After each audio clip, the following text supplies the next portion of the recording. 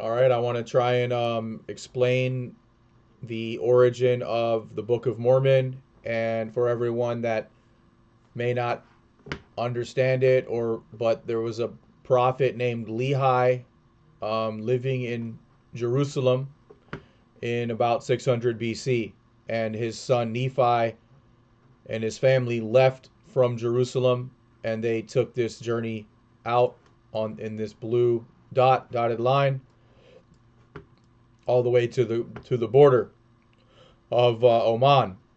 I think it's called Khor Rori, a place in Oman where they stayed in a place called Nahum, which was excavated to the same time period.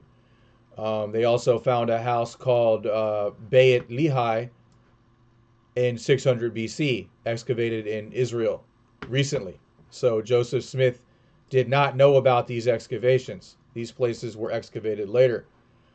Then they're going to sail. They would obviously be sailing up, down, through here, following some kind of route around or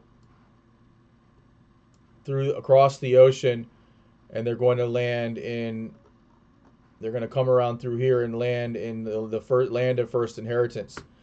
This matches with the Hopewell Indian culture, Native American culture, of the mound builders that first arrived here, and they were building these cities with walls and gates and um, dug out cities with what looks like temple complexes. So that could be the temples that are described in the Book of Mormon to the God Yahweh that they believed in. They then would have gone up here to Lehi, the land of Lehi Nephi, and then to the land of Alma, and this is Zarahemla, and slowly they would have made their way. They would have been believing in the Messiah and Christ all along during that time. So they were preaching this coming Messiah as Israelites that knew about the Messiah ahead of time, and so they're preaching this belief in the Messiah, and then one of their prophets or leaders had a vision of Jesus in 2 BC when right just before Jesus was born. He has a spiritual vision of Christ, of the Spirit of Christ appearing to him, and then Jesus is born the next day. So that's what the story of the Book of Mormon is all about. And they continued to believe in Christ for 490 years, ending up here in North Country in Palmyra, New York, where the Church of Mormon was founded by Joseph Smith, finding those plates that were buried by Moroni, and then dictating the Book of Mormon. So that's the story of how that happened. But at the same time, Lehi would have left, or just after Lehi left, the Persian Empire would have then taken over. So this is in as we can see, 500 BC. This is Persian Empire around 500 BC. So as you can see, they came in and took over this whole area, um, taking the Israelites captive. So the prophet Daniel would have been taken captive here, and where he would have encountered in 516 BC, he's having a vision or an encounter with Lao Tzu, the Chinese visionary that wrote the Tao Te Ching, as I have right here.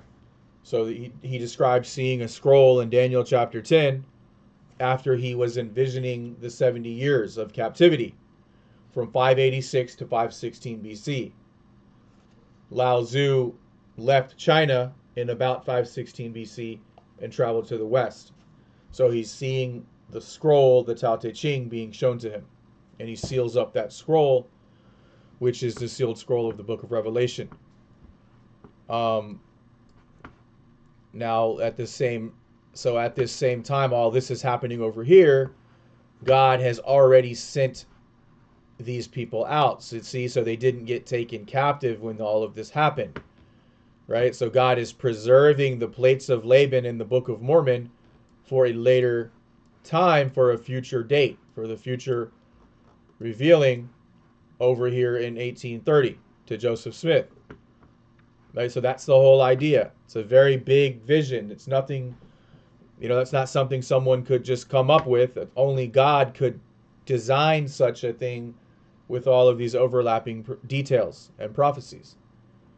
At the time that the plates were buried, you have the Christians in the Middle East debating over the theology of the Trinity doctrine just at that same time. So you've got the let's go back over here and show that.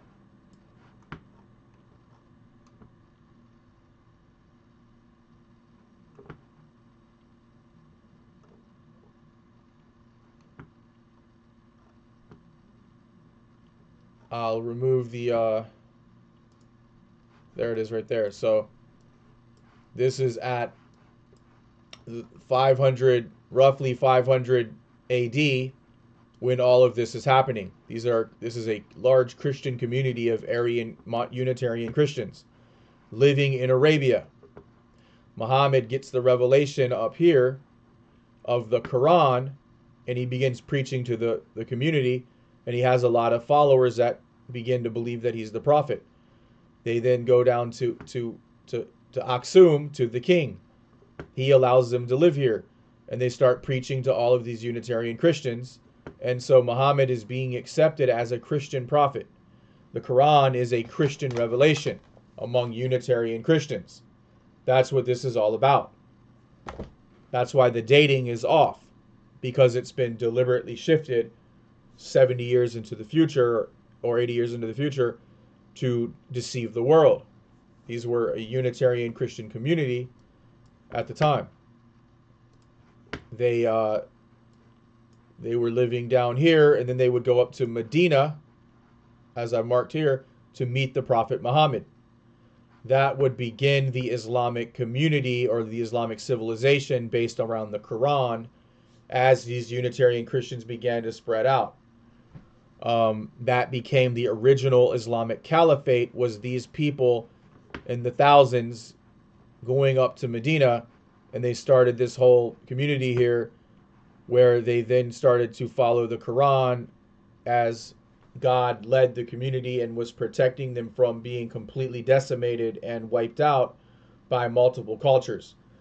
They were surrounded by the Persian Empire, the Roman Empire, and so on. So God preserved them at that time for a reason. God's will is being done and being shown to us. These are all the places I've marked. Najran is a place where many Unitarian Christians were persecuted and killed, and that's what led up to this community in Medina coming together. That would be the original Islam in 512 AD. That's when they accepted Muhammad, and that became the Islamic state or community when they accepted Muhammad in Medina. And then they, as we can see, the Persian Empire was still, the Byzantine and Persian empires were still in power, fighting one another, and they both began to decline. Muhammad would write leaders of the Byzantine and Persian Empire, and that's when all of this took place. God said his judgment was coming, and Islam would then take over almost all of those areas. Both of those empires nearly got taken over by Islam, and they were using crosses, Muhammad crosses on the coins, and throughout the first caliphate of the Rashidun Caliphate and the Umayyad Caliphate, both using crosses symbolizing their Unitarian Christian beliefs. So they were not, the radical Islamic sect did not exist yet at the time. For the first 80 to 200 years of Islam, the original Muslims were Unitarian Christians who continued to believe in the Prophet and continued to believe in Christ dying on the cross and all of everything else relating to Christianity, because it was a Christian sect.